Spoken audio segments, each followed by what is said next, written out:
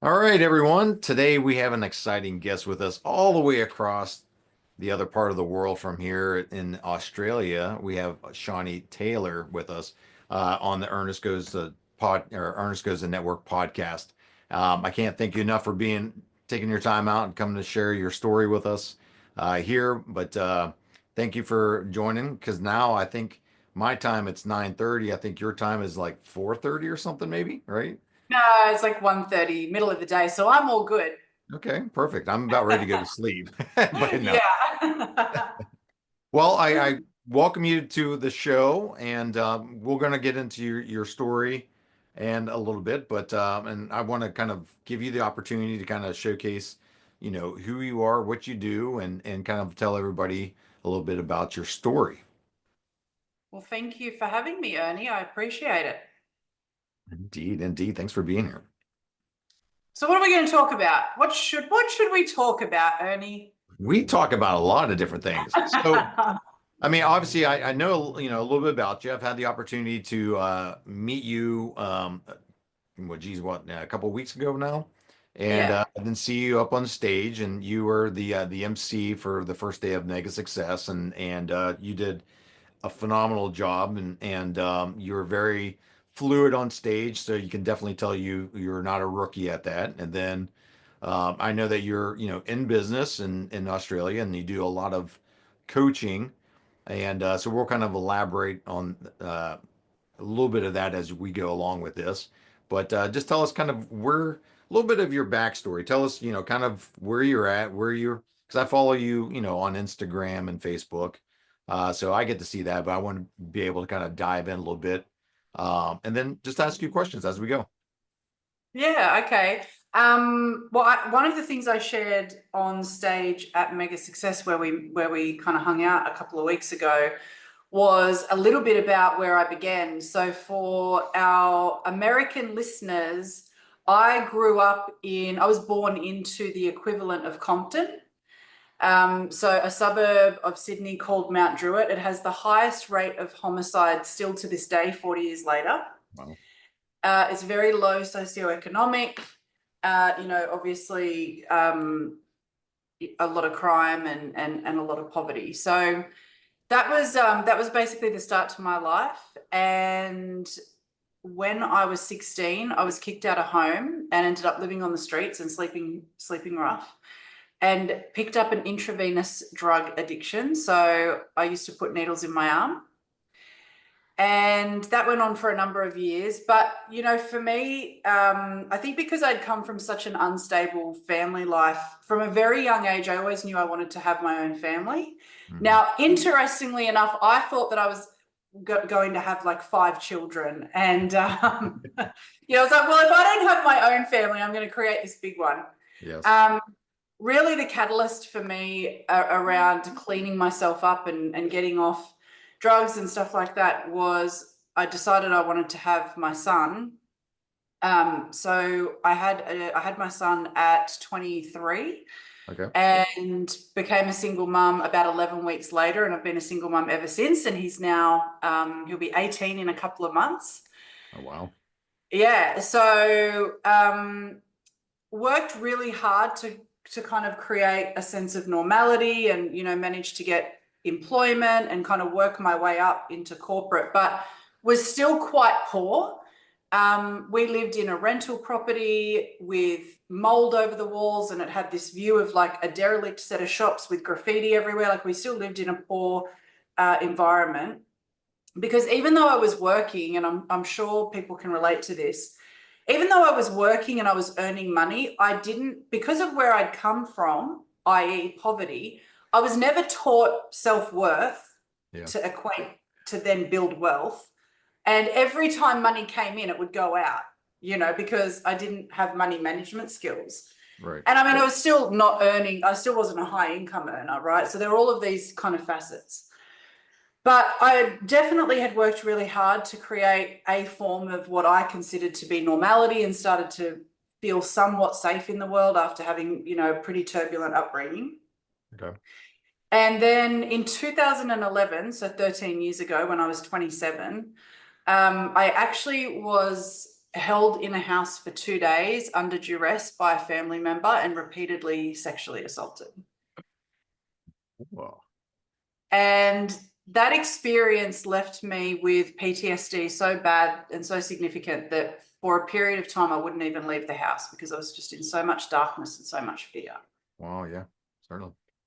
But that event really was the catalyst eventually for really cleaning my life up and cleaning up my mental well-being and my emotional well-being. And, I think it's been a huge driver for massive change. Well, yeah, I would definitely would think that's a big push. I mean, it obviously it can go one of two ways, right? So, I Yeah. mean, and the fact that you use it for the better, um, I mean, kudos to you for doing that because that's, I know other people that have had that similar situation, and you know, I you just kind of shake your head at the family first of all that that side of things, but nonetheless, you come out of the positive side on that and became better for it. So that was kind of the wake up call for you, if you will, right? Yeah, absolutely. And I think now just over, certainly over the last 5 years, so I started my business 5 years ago, but there was a process that you Okay. have to go through to kind of get to a place where I felt ready to explore going into business. And so there was a lot of kind of inner work that I was doing. And, I ended up going to uni, putting myself through university, not once, but twice as a mature age student because I hadn't finished school because I was kicked Okay. out of home. And just like through that process of educating myself and changing my network earning, I think that's, one of the things that was like so being somebody who's come from poverty, living on the streets, a drug addict, having that as your world, there's a certain type of network that you have access Yeah. to, and it's not a high caliber network. Yeah. Yeah. And going to university was like a whole new world because there was a level of person that I'd never come into contact with before. Now, I will caveat this by saying that I would not hang out with university people today because a lot of university people are very much learners but not real life doers. But at Doers. that time in my life, it was like, wow, these people and the way they speak and the way they act and the way that their interests, like these people don't watch TV. Like it was a huge shift. The network was a huge shift. But that's, I mean, but that's what you needed, right? That's what you were after. So what is it that you went to university for? What was your major or multiple majors? So at that time, when I went to university, the reason I decided to go to uni was because I still had PTSD, but I was trying to integrate myself back into life. Okay. But I knew I was not. There's no way at that time. I was like, I cannot go into an office. I cannot go do a 9 to 5. And as it turns out, I never went back to a 9 to 5. But right, so I was like, what do I do here? So I was like, I'll go and learn something. Now, at that time, I actually started the police force degree here in New South Wales in Okay. Australia, because you can either go to the academy or you can start by doing the university degree, right? So I thought I'll start the degree because I thought I'm going to go save the world. And I did, because, I've had some bad things happen.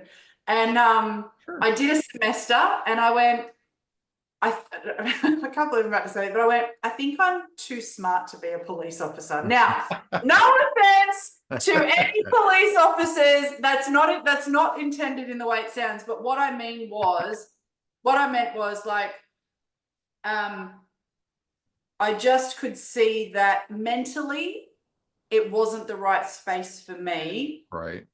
and I needed something else because I also don't like to be told what to do. And obviously being a member of the police force, you actually have to adhere to rules, and there was no way that was going to happen.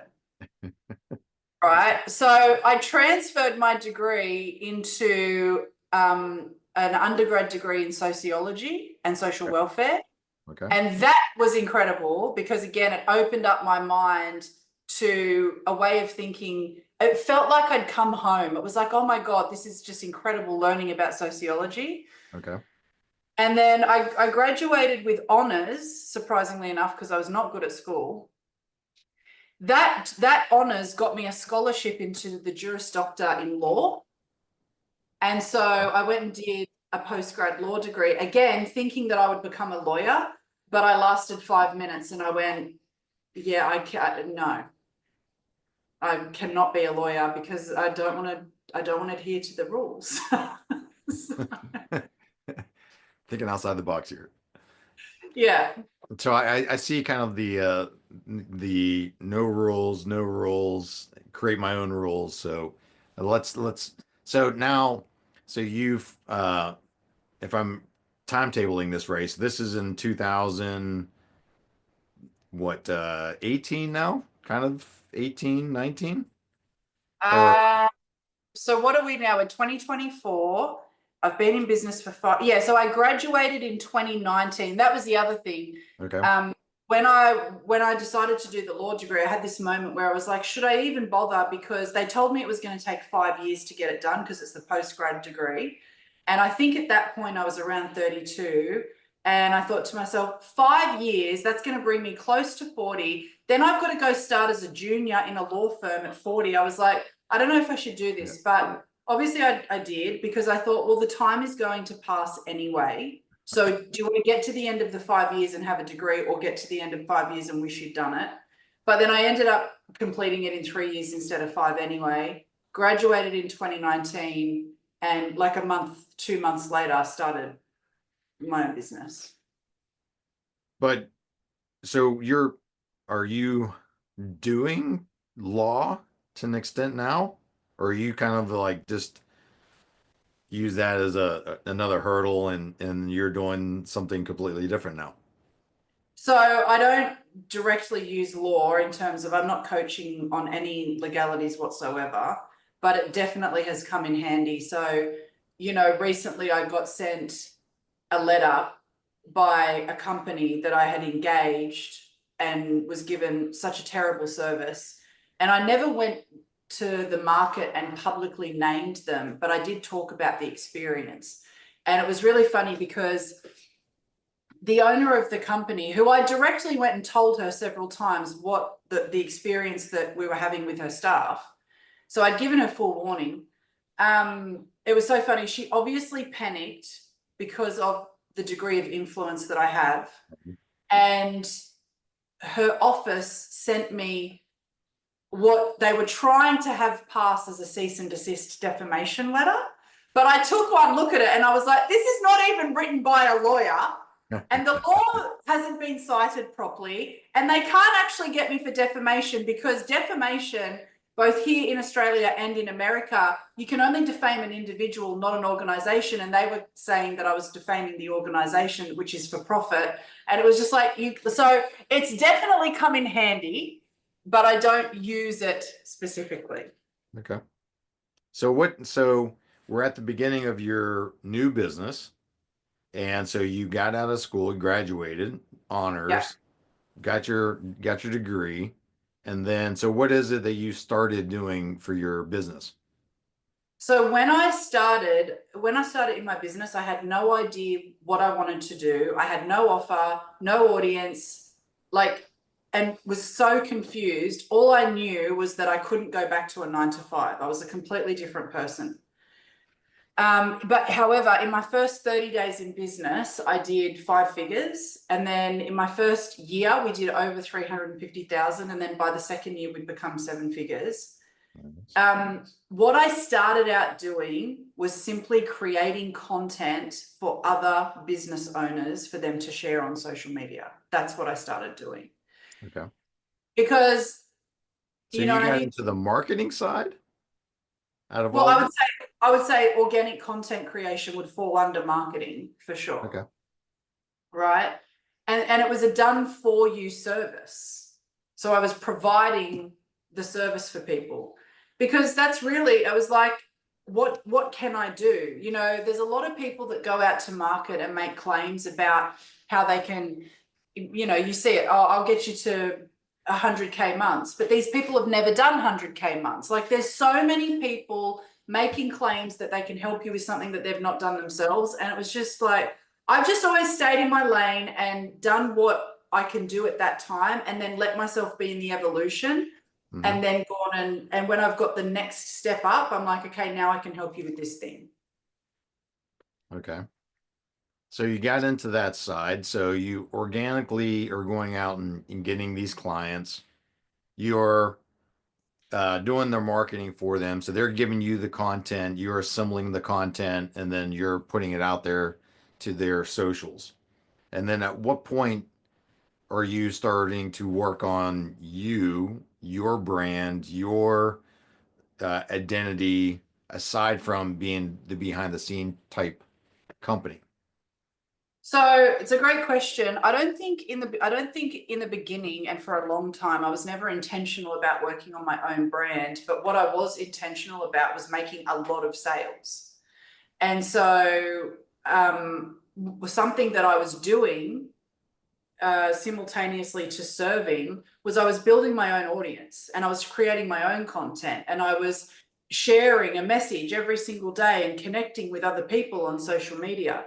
And very quickly that had built an audience. And so, and I mean, you've seen the difference. Like on Facebook, I've got a much warmer audience than I do on, say, Instagram, because I've really spent a lot of time. I started on Facebook, and that's where I built the audience.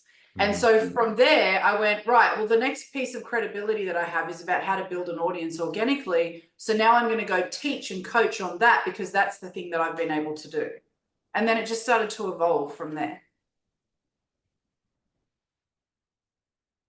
So when did the speaking um, aspect of it for you start kicking in? Like when did you start doing a lot more of that on stage or seeking to get out in front of the people versus kind of just staying behind the scenes and working, as the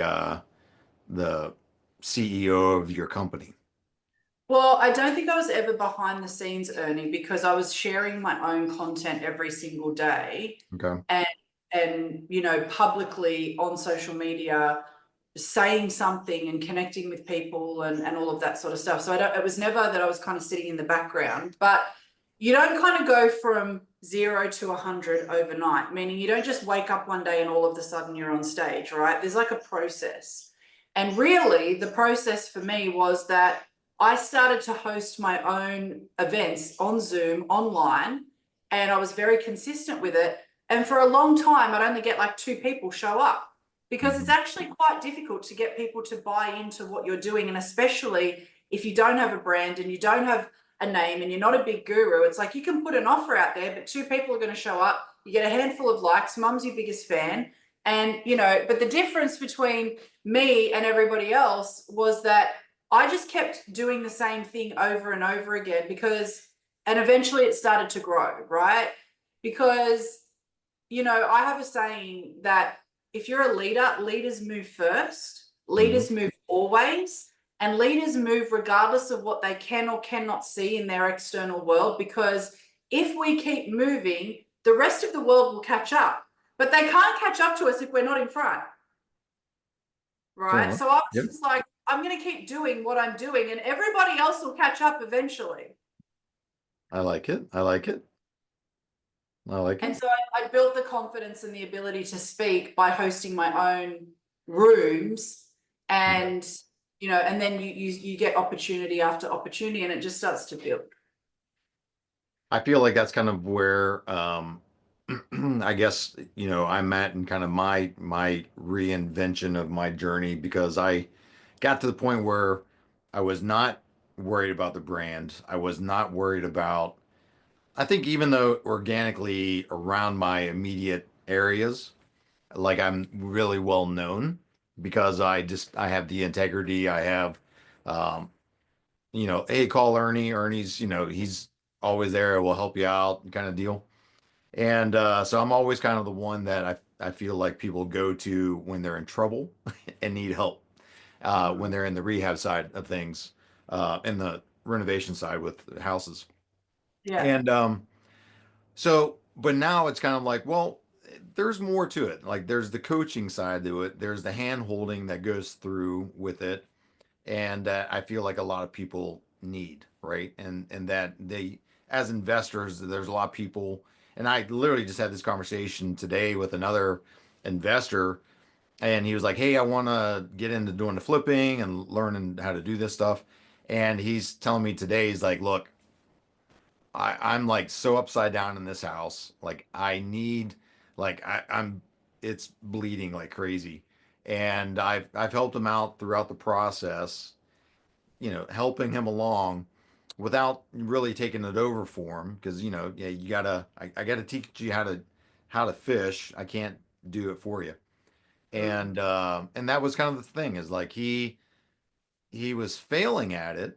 And so I was like, all right, well, let's figure out a way to be creative to help get you out of this situation as much as possible, so you can learn so you can learn from that experience. And so that's kind of what we're working through right now. But as Yeah. a coach, I mean, you're kind of doing a lot of similar things, I would imagine, with your clients, right? So they're kind of, are they well established, your clients for the most part, or are they really kind of in the beginner stage, or are they kind of a good mix? Are you Yeah, finding? it's definitely a mix. So I've literally got people who are at $0, just starting out, don't even know what their offer is, all the way up to people who are doing seven-figure months, by the way, right? And so there is definitely a good blend. Yeah. But what I would say is, like, if you had to kind of look at, well, where did the majority fit in?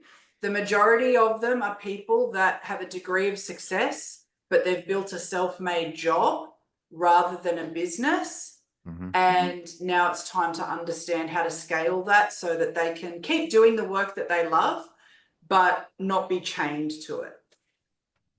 Yeah. Yeah. The that definitely resonates with me because over the years, even though real estate's always been kind of the focal point for what I do, along the way, I went and got my general contractor's license and my realtor licenses. I was like, oh, hey, I get extra tools and I'm doing these things, but every time I was doing it, I was adding on another hat. Right. And because it was hard to find the people that were competent in those areas that I needed. So I was just like, I'm competent. I'll Right. So just go I'll ahead just and, go do it. But yeah. the problem with that is, like, if you think about, say, are you into basketball? I'd rather play it than go watch it, but yeah. Right. Well, I mean, you get the analogy. It's Yep. kind of like, the coach can be on the sideline and he can see what to do, but if he keeps getting on the court, then, he can't be in all of the places at once on the court, and eventually he's not Yeah. empowering the team to win the game, right? So you've just recently started, or looking, or kind of expanding into coaching, right? What kind of brought that about? So, really for me, it's more of I've always kind of been in it somewhat, but not for a monetary side of things. Because much like I had mentioned, a lot of my clients that I have will come to me. It's like, hey, I got this problem, or I got code violations, or I have some problem they just don't know how to work through. And starting out, when I was in college, I went for drafting design engineering, and so I knew how to design houses from the paper side. And so when I got into doing the construction side, it was easy because I could visually see what was happening. And so just over the years and the experiences and putting my hands on it and just building the knowledge and the authority kind of around, that bubble, if you will, it's just the experiences that come along with it. And so everybody's like, man, you got so much that's up here in your brain that you just need to be able to share with people and to help them when they're bell curve when they're doing these types of investments. Yeah. And so I was like, okay, just push to the side. But now it's to the point where it's kind of like, hey, I'm doing this. I have a crowd of people, and now even with like where I met you with JT's side of things, like that whole thing I've been involved in now for maybe about 2 years or so. And so Yeah. I met a lot of phenomenal people, all types of different businesses. And then obviously, the likes of like Adam Coffee, where the mergers and acquisitions, their type of companies that they're talking about buying is who I deal with all the time. and never thought of like that as a an avenue, right? So it's like you don't know what you don't know. And so that's kind of where I love getting into these larger rooms with people like yourself that and just to learn, I'm a sponge. Like I'm an old dog, but I can still learn new tricks, you know. I don't think you're that old, Ernie. So calm down. Just calm down a minute. But what do you love about learning? Because so many people, it's such a high value for so many people, and especially in the types of circles that we play in, because we're in circles with people that obviously are very successful. But Right. it's always fascinating to find out what learning means to someone, because for so long I had avoided putting myself in a situation to learn because I thought I was dumb because that's what the school system had taught me, right? Yes. So, like, what is it about learning that you really love? Am I the best at it? I was never like the greatest, student, C's and B's and some A's occasionally, that kind of stuff. Um, picking up a book and reading occasionally, yes, I'm not the best at it, I admit. But, I think the biggest part of that is really, um, I think I've always kind of been in that sales side. So for me to be able to have a conversation with someone I can connect with. I can Yeah, immediately have kind of like that good conversation, like much like what we're having, and then really from that is where the opportunities kind of come from, right? And so it may not be today, and it may be a year from now or 2 years from now, but it's like, hey, I remember, Shani, we had this great conversation. I need to connect with, you to her and blah blah blah, and then there becomes like this organic connection that goes into it. And so that was always kind of like a natural thing for me. So every time I asserted myself into groups, I always show up, I always do what I say I'm going to do. Like I'm always the accountable person. And so, and I think that's the largest part is because people recognize when you're in those positions and you're doing those kind of things and you're showing up on a weekly basis, they're like, hey, a really good person, right? And is a good guy. And so yeah, that helps with the bell curve. So I get to now talk to people that are in those positions that are experts in their fields that I can pick, and converse with. And that's really where I learn, actively of like what's happening. So very much kind of like yourself with the coaching, it's kind of like, you know, where how did you go from zero to where you're at to 100 now? And then, obviously where your trajectory is with your business, like what's your goals for 2025 and beyond, right? yeah, So, yeah, yeah. so in your coaching side, so that seems to be a very large portion of what you're doing now, right? Yeah, so I mean, I spend I mean, I was sharing this with my community this morning actually, because we just had our end of year event online, by the way, because I know you said I'm in Australia, but Mhm. and I am, but we have clients in 24 countries around the world. So it's such a rich community of diversity. Yeah. Um, but yeah, I was telling them like 98% of my time and energy goes into this business, and then 2% is like sleeping and exercising. And I'm unapologetic about that. I'm almost an empty nester. Like my son's, or I mean, he's pretty much an adult. I'm lucky to get a grunt out of him in a day, if that. So this is really, it's like the second life that I've got, and I'm going to choose to spend it doing the thing that's most important to me, which is building myself and building others. Yeah. And so I spend most of my time in this business in one way or another, 100%. Yeah. Yeah, And I think when you love it and enjoy it as much as you do, and the fact that you get to influence a lot of people and have those intimate conversations and connections with them, I mean that is kind of like the self-gratification kind of thing as well that comes along with it, So when I spoke at on stage at Mega, um, I've had several people come up afterwards and hey, did great job, blah blah blah, whatever. And it wasn't like a week later, I had a guy reach out, send me a video, and just said, "Hey, Ernie, loved your speech. Here's the takeaway that really impacted me on it." And, Yeah. because granted, we're only up there for what, 7, 10 minutes or something like that. So, it's like really how much can you do and get, across to people? He says, but I do flips, I do these other things. And I didn't think of it as simply as, fix what is needed, do not add your wants and make your margins. And he's like, I didn't even, like, holy crap, like that is super, super simple. And he goes, but that made a huge impact in just the way that I was thinking about things. And I was like, hey, I'm glad that, I know that I helped at least one person that day. And so that was a success for me, I think. But isn't that, I mean, that's just such an incredible gift for somebody to take the time to send you a video and then share specifically what they got from what you shared. I mean, like, that's just such a beautiful thing to do. So special. It just demonstrates the type of person that he or she is, you know. Yeah. No, absolutely, 1,000%. That's why I was like, I, you know, I was like, I appreciate it. I appreciate it. Like that means a lot. So, um, Yeah. and I'm sure that, you and the coaching side. So let's talk about a little bit of the future side of, if you will, the 2025, like what's in store for you? What's your trajectory? What's your projections for that year? And then let's kind of like, let's look at it maybe a 3 year side and pull it back. You don't have to get into tons of details about it, but like give us a big wide picture. What's in Shawnee's side here? You're going to be an empty nester, traveling the world.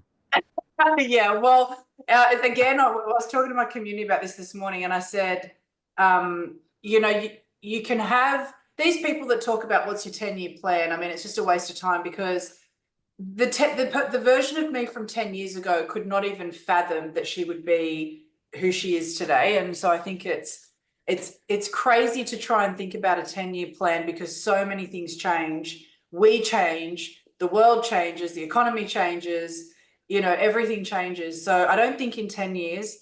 I kind of think in 3 to 5 years, but really broadly. Hmm. And really for me, and I know this kind of goes against what most people say, but I'm really thinking kind of 12 months. Hmm. And even more so, I'm getting really down in the weeds month to month sometimes. And and I think that's because I grow so quickly as well. Like I grow and change so quickly. It was even a comment from my community this morning. They're like, even in the last 6 months, you're not who you were 6 months ago. They're like, it's just amazing to watch. And, it really is because just to give you a gauge, in the last 6 months, we've literally doubled the number of clients in 6 months. And we were already doing well. And then in 6 months, right, I just really made this commitment in the middle of the year because a whole bunch of stuff had happened early in the year where I got burnt by not one, but four people that were really close to me, like really close. My business manager, a client, my coach, one of my coaches, obviously not JT, this was somebody else. And then, the person I was in a relationship with. And I think it was like, that was a push to go, righto, what is it? It's like, the best revenge is success. So, Yeah. right. So I'm just like, I think sometimes I think month to month, but overall over the next 12 months for me, what I do know is this coming year will be doing in-person events all around the world pretty much every month. So I did do Okay. them 2024. I did a handful of them, but this coming year is really about pretty much an in-person event every single month somewhere in the world. Okay. Fantastic. Well, Yeah. I know that you're already signed up to speak in Sydney, which I'm jealous because I haven't done that one yet. I'm I don't know if that's been necessarily offered yet, but that would be an amazing thing already. Have you been to now I was just thinking about it. Have you been to Paul's restaurant inside the Sydney Opera House? I have, and I actually have a view of it out my Do out you my really? yeah. So out my window is a view of the Sydney Harbour Bridge and the Opera House right next to it. And that's another thing for me, right? Like 5 years ago, Ernie, I was so broke that I wouldn't even turn the heater on because I couldn't afford the electricity bill. And, you know, we had this view of the derelict shops with the graffiti. And now I look out at the bridge and it's just magic. It's just magic. Oh, that's phenomenal.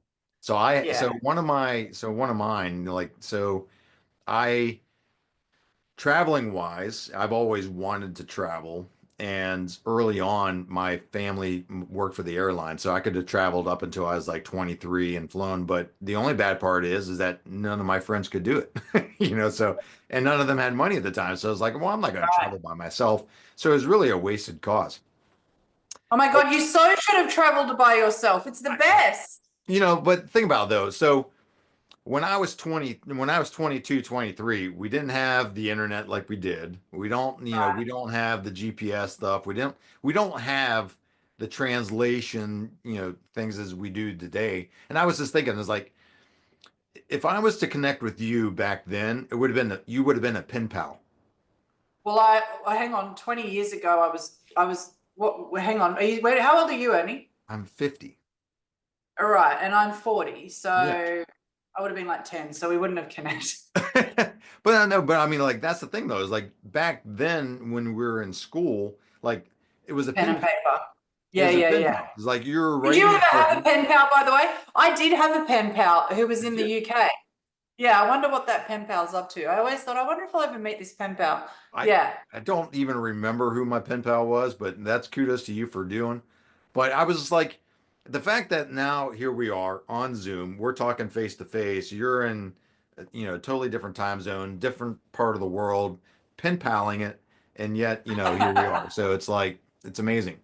So kind of back to the goals. I mean, obviously, like you said, I mean, the 1 year goals, the 5 year goals, 10 year goals, that's very difficult. But I think business wise, it's a little easier to kind of gauge and grow in kind of that format than it would be personally, right? Because the opportunities that come about, the opportunities to go speak or to go do a presentation that just comes up sometimes, like out of the last couple after speaking, I got invited to become in a like a 10-person mastermind. And so yeah, right. we had our first mastermind meeting last night, and phenomenal. I mean, I'm like I, I'm thinking to myself, why am I in this room? But I know why I'm in that room is because there's a value that goes along with it, right? But Yeah, nonetheless, you know, is that in part of my 1 year plan or my 3 year plan? No, you yeah, don't foresee some that's of that right. stuff happening. Yeah, exactly. And that's why I think it's kind of that it's striking the balance between being an open vessel for possibility and letting things kind of happen while still also being really proactive and going after what you want. Absolutely. So so besides the coaching, besides the doing the monthly engagements and speaking, what are you, is there something else on the horizon that you're trying to go after in the next year? Aside from like the business growing, I guess let's talk about that first. The business side, you're growing. You've increased your sales tremendously over the last 6 months because you've had less distractions. Yeah, I like that. You know, Hmm. you've had less distractions and more focus. So, Yeah. but have you organically, like, have you grown more salespeople? Like, have you brought in more sales team, or have you done more like virtual assistants that's helped out with that, or I've what? definitely worked on my team, but I'm still the main seller. But having said that, and I'm not going to go into too much detail, but there are some people that I've been, I guess you could say, in a non-creepy way, watching to recruit from within to support my business. So it's definitely on the horizon. But I think the biggest thing for me, other than continuing to spend 98% of my time in my business, the other thing that I know I'm really focused on in 2025 is wealth building.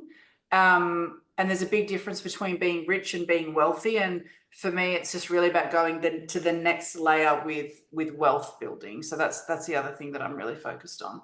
What Okay. about you? What's your focus for 2025? Man, for me, there's a lot of different stuff. So I'm kind of in that shift where, out of doing the fix and flip, which is what I've always kind of have done. Um, there's just so many needs or requirements that go into having to be at these different sites. Or even if even when, like, say for instance, 3 years ago when I had 20 people that actually worked for me doing this, like managing them, getting them to go out on jobs, getting them to perform, do their things, and not look at it as kind of like an hourly type of scenario. Um, the the fact that I switched into the sales side and went and did the all that, like I was trying to figure out a good balance, and really is the team. And so I brought in a guy that was supposed to be the the logistics, helping with the materials, helping with the vendor support, helping with the sales, and really turned out that he was really just trying to take over the company. And so obviously that didn't go very well. And so, and this is right about the time COVID was happening. So it's like I literally went to visit the in-laws and just, I mean, everything went awry. When I got back, like everybody was just fighting internally. And so I was like, Yeah. let me take a step back from this and do it. Well, then COVID happened. And so it kind of all kind of corrected itself. So 2025. So for me, it's really kind of more of this self-exploring, saying yes, growing organically and that side. I've done a ton of branding within just like the last 6 months or so. All these events we've gone to with JT, the numerous of people that we've met, got photos with, all the different branding, what that's starting to do Mm. for me, the doors that are already starting to be opening because of just those little things. The podcast like this. I mean, my the my gentleman that I had that was my fifth or sixth episode only came on because my first episode was with Joe Foster, the founder of Reebok. Yeah. He's Yeah. like, Yeah. I was like, hey, I've only just gotten started in this thing. I've got like 4 episodes. Would love to have you on here. He's like, well, who have you had? I was like, well, I had Joe Foster, the founder of Reebok, and he's like, okay, yeah, just let me know when. And this is an eight, Yeah. and this is a 7-figure guy, right? Yeah. Eight figures now, I think. But just having that conversation, those conversations, and then eventually, what they end up opening up to. Like I had Katino Mobley, so Mm. you're talking about basketball earlier in it. So I had Katino Mobley and it was fun because, here at Mega, I got to stand beside Katino and shake his hand personally, even though we had an intimate Right. conversation like this. But it was fun because now it's like, you made the connection, right? Yeah. Um, so that part I love. So organically, 2025 is growing it that way, doing the masterminds, still doing real estate, changing it to where we're adding more doors, more rentals. Um, Probably we'll start adding a little bit some STRs, like some short-term rentals into that mix. And Hmm. really looking for more multifamily to where I can have that passive side. But more so, some of the people that I've connected with, their they have funds. And so it's kind of like, how do you put your money to work, right? And Yeah. so now you're investing in some of the funds that's giving you returns. And so like looking more into those for 2025. And Mm. so just, keep on learning. Yeah. Yeah.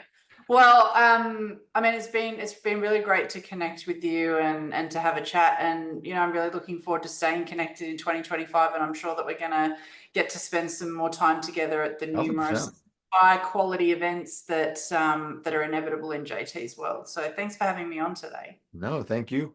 And I appreciate it. I know that, yeah, we're running right up on time and stuff like that. So I do appreciate it. And obviously with these short interviews like this, we don't get all the content out of you, but we definitely love the opportunity to be able to hear your story and where you've gotten to so far. And much like everybody's, seems like we all have our individual struggles, Yeah. but you persevered through that. So, a huge hats off. And loved you on stage. You did a fantastic job, and I hated the fact that you had to leave and go do another speaking engagement. But the time that you were up there and stuff like that, I was loved it every time you come out on stage because you always had my attention, and that was someone that wants to be on stage more myself. That was something I loved watching about you. So thank you, thank you. Yeah, Thanks, Ernie. I appreciate it. Thank you indeed. so much. Yeah. And well, with that, I appreciate it. We'll wrap up, and we'll definitely have you on invited again to come out and do another episode with us here on Ernest Goes to Network. Thank you. Amazing. Thank you.